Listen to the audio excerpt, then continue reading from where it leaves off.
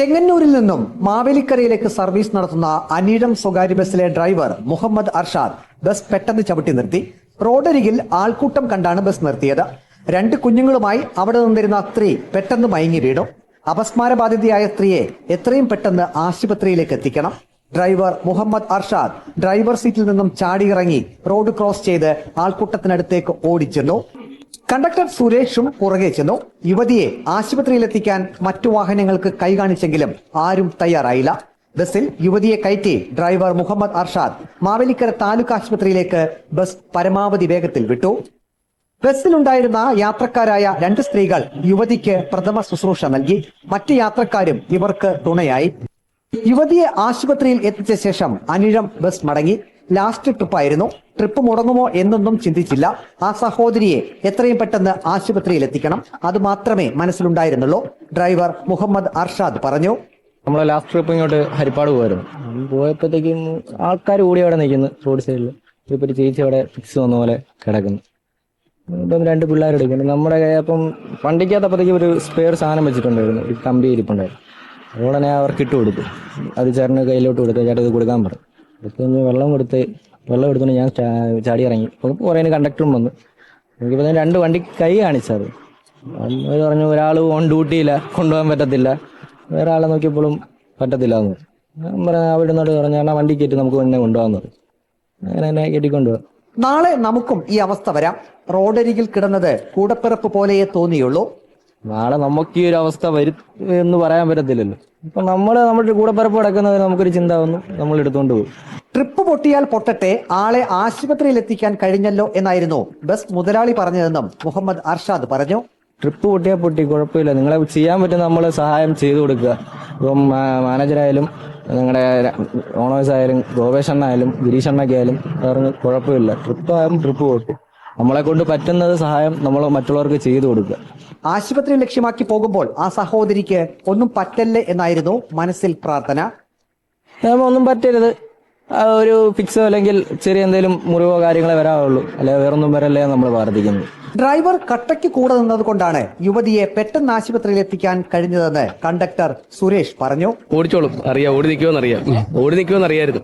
അനിഴം ബസ്സിൽ driver Muhammad അർഷാദിന്റെയും conductor സുരേഷിന്റെയും യാത്ര തുടരുകയാണ്. വഴിയരികിൽ വയ്യാതെ വീണു കിടന്നത് സ്വന്തം പെങ്ങളോ അമ്മയോ ആണെങ്കിൽ നാം എന്ത് ചെയ്യും? അത് തന്നെ തങ്ങളും ചെയ്തു എന്നാണ് ഡ്രൈവർ അർഷാദും ഒപ്പം കണ്ടക്ടർ സുരേഷും പറയുന്നത്. നമ്മൾ കേട്ടത് ഒരു വഴിയരികിൽ ഉണ്ടായൊരു സംഭവമാണ്. ഒരു ബസ്സിലെ ഡ്രൈവർ മുഹമ്മദ് അർഷാദും കണ്ടക്ടർ സുരേഷ് എന്ന സഹോദരനും കൂടി ഒരു സഹോദരിയെ ഹോസ്പിറ്റലിലേക്ക് എത്തിച്ച് അവർ ശരിക്കും ആ സന്ദർഭം സൂചിപ്പിക്കുന്നുണ്ട് ഇതിനകത്ത്. ഞാനതിൻ്റെ വീഡിയോ കണ്ടിരുന്നു. അത് കാണുമ്പോൾ കുറച്ചുകൂടി ഫീല് നമുക്ക് കിട്ടും. അഥവാ പൊതുവിൽ ഈ ബസ്സിൻ്റെ തൊഴിലാളികളുടെ ഒരു സിസ്റ്റം എന്ന് പറയുന്നത് ഇടം വലം നോക്കാതെ ഇങ്ങനെ വായ എന്നുള്ളതാണല്ലോ. കാരണം അവരെ സംബന്ധിച്ചിടത്തോളം മിനിറ്റുകൾ അത്രത്തോളം വില പിടിച്ചതാണ്. അതുകൊണ്ട് തന്നെ ഓടിയെത്തുന്ന തിരക്കിനിടയിൽ അങ്ങനെയുള്ള കാര്യങ്ങളൊന്നും ശ്രദ്ധിക്കാതെ പാച്ചിലിനിടയിലായിരിക്കും. എന്നാൽ ഇവിടെ സൂചിപ്പിച്ചതുപോലെ തന്നെ സഹോദരൻ ഇത് കാണുന്ന മുറയിൽ തന്നെ വണ്ടി അരികിലേക്ക് ചേർത്ത് നിർത്തി അവിടുന്ന് ഇറങ്ങി അവിടെ ഓടിച്ചെന്ന് വളരെ നല്ല നിലക്കുള്ളൊരു ഇടപെടലായിട്ട് അത് തോന്നി. അതോടൊപ്പം തന്നെ ഡ്രൈവർ ഇടപെടുന്ന കണ്ടപ്പോൾ കൂടെയുള്ള കണ്ടക്ടറും അതിന് സപ്പോർട്ട് നൽകി. യാത്രക്കാരുടെ ഭാഗത്തു നിന്നും ഒരു എതിർപ്പും പ്രത്യേകിച്ച് ഉണ്ടാകാതെ നല്ലൊരു ഇടപെടലായിട്ടത് തോന്നി. അതേസമയം നമ്മൾ മനസ്സിലാക്കേണ്ട മറ്റൊരു കാര്യം, അതിലൂടെ കടന്നു വന്ന 2 വാഹനങ്ങളിലെ ആളുകൾ ചർച്ചക്കെടുക്കണം എന്ന് ചോദിച്ചാൽ നമ്മളൊക്കെ ചിന്തിക്കേണ്ട ഒരു സംഗതിയാണ്.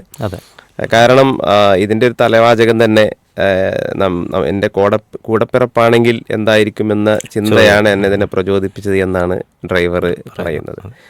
അപ്പോൾ നമ്മളൊക്കെ വാഹനങ്ങളിൽ ഇതുപോലെ യാത്ര ചെയ്യുമ്പോൾ റോഡരികിൽ അത്തരം ആളുകൾക്ക് സഹായം ആവശ്യമായി വരുമ്പോൾ നമ്മുടെ വണ്ടി അതിനൊന്ന് മാറിക്കൊടുക്കാൻ നമ്മൾ മനസ്സ് കാണിക്കുക എന്നതൊരു പ്രധാനമാണല്ലോ. പൊതുവിൽ ബസ്സിനേക്കാളുമൊക്കെ സൗകര്യം പല നിലയ്ക്ക് ചിന്തിക്കുമ്പോഴും ചെറുവാഹനങ്ങൾ ചെയ്തു കൊടുക്കുന്നതായിരിക്കും. ബസ്സാകുമ്പോൾ സ്വാഭാവികമായും അല്ലെ യാത്രക്കാരെ മുഴുവൻ ബാധിക്കുന്നു എന്നതൊരു ഘടകം അവിടെ ഉണ്ട്.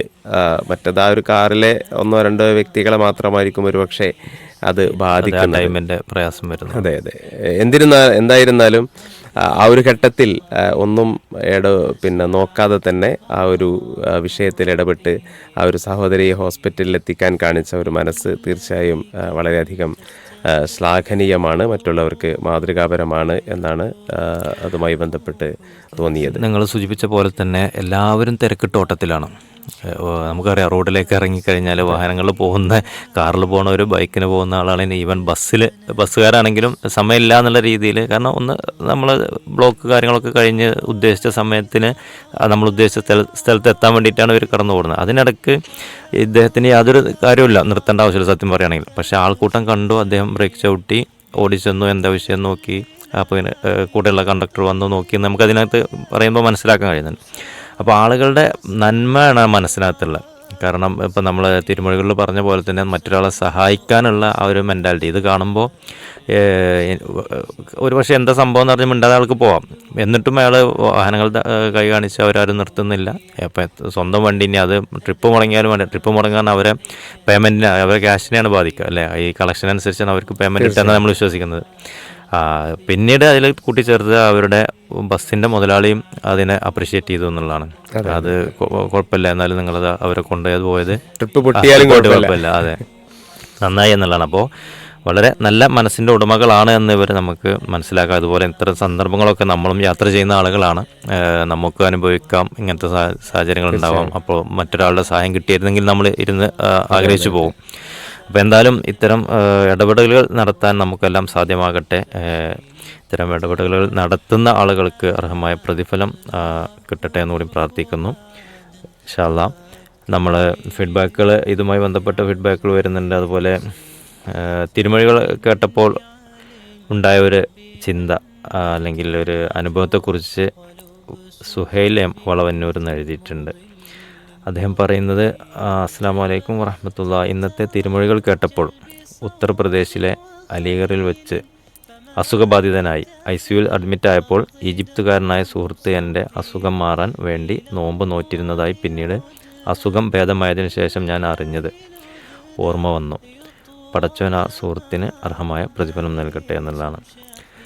അത് ഏതെല്ലാം നിലക്കാണ് ആളുകൾ അതെ അവര് മറ്റുള്ളവരെ സഹായിക്കാൻ വഴികൾ കാണുന്നത് എന്നതാണ് നമ്മളെ ചിന്തിപ്പിക്കുന്നത്. അതുപോലെ തന്നെ ധാരാളം ആളുകൾ ഇങ്ങനെ മെസ്സേജ് അയച്ചിട്ടുണ്ട്. അതിന് മായൻ മണക്കാട് ക്വിസിൻ്റെ ആൻസർ പോസ്റ്റ് ആയില്ല എന്ന മെസ്സേജ് വരുന്നു, എന്ത് ചെയ്യുമെന്ന് ചോദിക്കുന്നുണ്ട്. അതൊന്നുകൂടി റീട്രൈ ചെയ്താൽ മതിയാവും എന്ന് വിചാരിക്കുന്നു അല്ലേ. VA എഴുതിയിരിക്കുന്നു, കൊച്ചി എയർപോർട്ട് റോഡിൽ വെച്ച് എൻ്റെ മുമ്പിൽ വെച്ച് ഇങ്ങനെ ഒരു സംഭവമുണ്ടായി.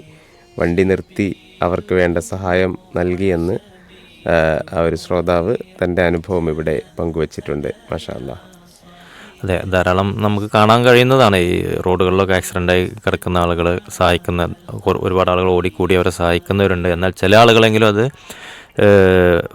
എന്താ ചെയ്യുക, മൈൻഡ് ചെയ്യാതെ അല്ലെങ്കിൽ അതിനെ പ്രാധാന്യം കൊടുക്കാതെ നോക്കിയാണ്ട് പോകുന്ന ആളുകളുണ്ട്. അല്ലെങ്കിൽ ചിലർ വീഡിയോ ഒക്കെ എടുത്തിട്ട് അങ്ങനെ പോകുന്ന ആളുകളെ നമുക്ക് കാണാൻ കഴിയും. പക്ഷേ ആത്മാർത്ഥമായിട്ട് സഹായിക്കാൻ ഓടിയെത്തുന്നവരുണ്ട്. ഈ ട്രോമ കെയർ വളണ്ടിയേഴ്സ് ആണെങ്കിലും അതുപോലെ തന്നെ ഇപ്പോൾ ഏതൊരു ടൗണിൽ നോക്കുകയാണെങ്കിൽ അവിടുത്തെ സന്നദ്ധ സംഘടനകളായിട്ടുള്ള ആരെങ്കിലും ഒക്കെ ഉണ്ടാവും. ഇനി അതും അല്ലെങ്കിൽ നമ്മൾ സാധാരണ പറയുന്നതാണ് ഓട്ടോ ഡ്രൈവർമാർ, അതുപോലെ അവിടുത്തെ ചുമട്ട് തൊഴിലാളികൾ, ഇവരൊക്കെ എന്തായാലും പെട്ടെന്ന് തന്നെ ഇങ്ങനത്തെ കാര്യങ്ങൾ അറ്റൻഡ് ചെയ്യും. കാരണം അവർ ധാരാളം ഇങ്ങനത്തെ അനുഭവങ്ങൾ കാണുന്നവരാണ്. പിന്നെ അവർക്ക് പേടിയോ അങ്ങനത്തെ പ്രശ്നങ്ങളൊന്നും ഉണ്ടാവില്ല. കൂടുതൽ ആളുകളുള്ള ഒരു സ്ഥലത്താണെങ്കിൽ ഒരു പക്ഷേ അത് എളുപ്പമായിരിക്കും. പക്ഷേ പൊതുവിൽ റോഡിൻ്റെ ഒരു പ്രകൃതം അനുസരിച്ച് എല്ലാ ഭാഗത്തും ആളുകൾ ഉണ്ടായിക്കൊള്ളണമെന്നില്ല. അത്തരം റോഡ് സൈഡിൽ ഒരാൾ വീണ് കിടക്കുന്നു, അവിടെ പരിസരത്ത് ആരുമില്ല, ആ ഒരു ഘട്ടത്തിലാണല്ലോ സഹായം കൂടുതൽ ആവശ്യമായി. അത്തരം ഘട്ടങ്ങളിൽ സഹായിക്കാനുള്ള മനസ്സ് കാണിക്കുന്നു എന്നത് തന്നെയാണ് തീർച്ചയായും ഏറെ ശ്ലാഘനീയമായ കാര്യം. ഒഴിഞ്ഞ സ്ഥലങ്ങളിലൊക്കെ ആകുമ്പോൾ നിങ്ങൾ സൂചിപ്പിച്ച പോലെ തന്നെയാണ്, പെട്ടെന്ന് ആരുമില്ല. അപ്പോഴാണ് നമ്മൾ ഈ മറ്റ് യാത്രക്കാരായ ആളുകൾ, വണ്ടിയിൽ പോകുന്നവർ, ചില ആളുകളൊക്കെ നിർത്തി നോക്കി പോകും, ചിലവർ ഇറങ്ങി സഹായിക്കാൻ മനസ്സ് കാണിക്കുന്ന ആളുകളുമുണ്ട്.